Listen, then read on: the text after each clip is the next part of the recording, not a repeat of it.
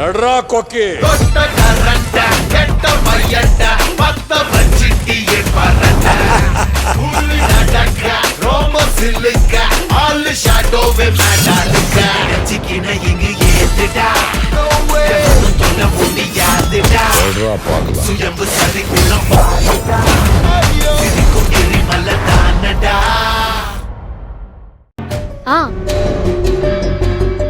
வாங்க அங்கிள். வாங்க lawyer sir. வாங்க சார். வாங்க வாங்க வாங்க வாங்க சார். வணக்கம்மா. பாட்டி, இவர்தான் நம்ம lawyer Murali sir.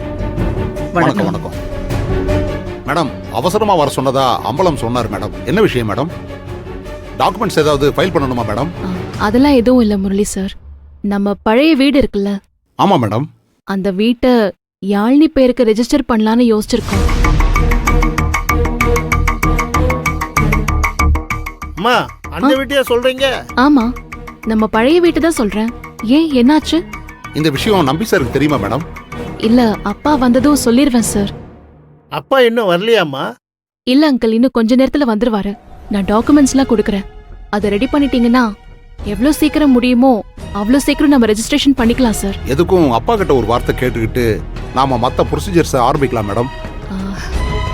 Murali sir, அப்பா அதெல்லாம் எதுவும் சொல்ல மாட்டாரு. நீங்க டாக்குமெண்ட்ஸ் ரெடி பண்ணுங்க. நான் என்ன சொன்னனோ அதை மட்டும் செய்யுங்க.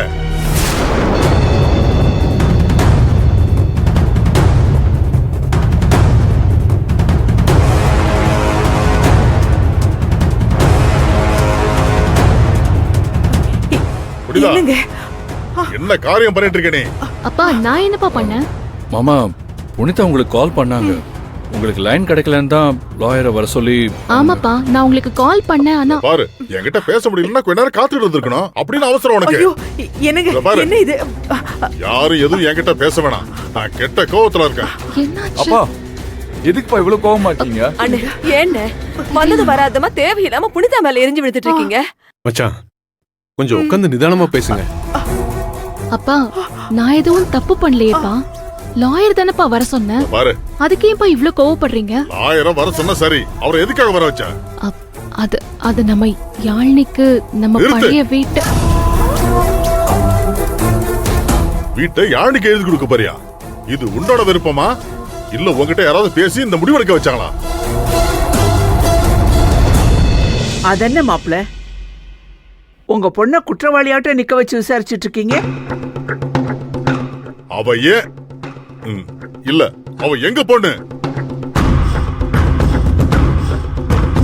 அவகிட்ட எப்ப எப்படி பேசணும்னு எனக்கு தெரியும். நீங்க கொஞ்சம் அமைதியா இருங்க. புனிதா, சொல்லு, யார கேட்டு இந்த முடிவு எடுத்த நீ?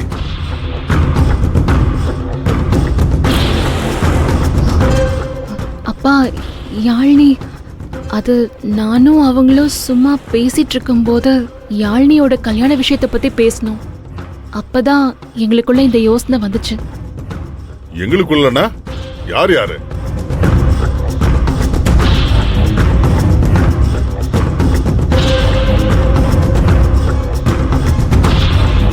சொல்லு புனிதா, யார் யாரு? பாட்டியும் நானும் தான்ப்பா.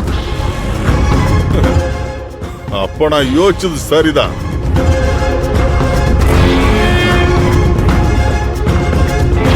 மாப்ள, நீங்க என்ன யோசிச்சீங்கன்னு சொன்னா என்னை பத்தி என்ன தெரிஞ்சுட்டு இருக்கீங்கன்னு தெரிஞ்சுக்க எனக்கும் வசதியா இருக்கும். எனக்கு உங்க பொண்ணுக்கு நேத்தா கல்யாணம் ஆச்சா? இங்க இருக்கிறவங்களுக்கு எல்லாம் புதுசா தெரிஞ்சுக்கிறதுக்கு. எல்லாரும் நல்லா கேட்டுங்க. மரகதத்தோட அப்பா என்னுடைய மாமனார் மரகத பங்கை எழுதி கொடுக்கும்போது 30 கோடி ரூபா அதோட வேல்யூ. நான் என் புனிதா கையில சொத்தை கொடுக்கும்போது அதுக்கு வேல்யூ 160 கோடி ரூபா. இன்னைக்கு அதோட மதிப்பு புனிதாவால 300 கோடி ரூபா. இப்ப சொல்லுங்க, யாருக்கு எந்த சொத்தை எப்படி எழுதி கொடுக்கணும்னு எனக்கு தெரியும்.